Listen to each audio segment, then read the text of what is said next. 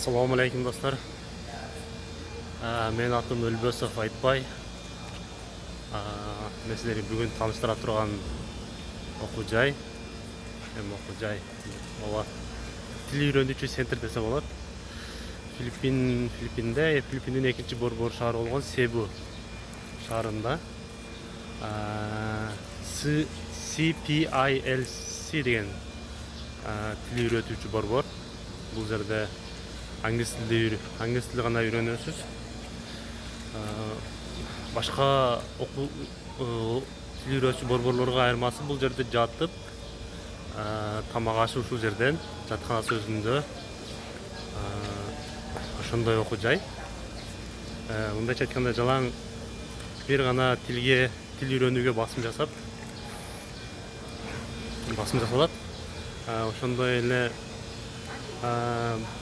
бул жердин өзгөчөлүгү эртең менен саат 8-де башталып, сабак кечки саат 5:30-да. Дагы 5:30-да бүтөт. Мага жаккан жери ар бир студент менен бир мугалим иштешет экен. Ошол жер өтө кызык жакты. Эң көп дегенде ошо 8-ден 5:30-га чейин сабак боло турган болсо, ошонун 2 сабагы бир группада 8 адам, же болбосо бир группада 4 адамдан болуп окушат. Андан кийин 5:30-дан кийин студенттин тандоосу бар. Каласа английский музыкаларды практика өтөт, ушул англис тил музыка сабагы деп коет.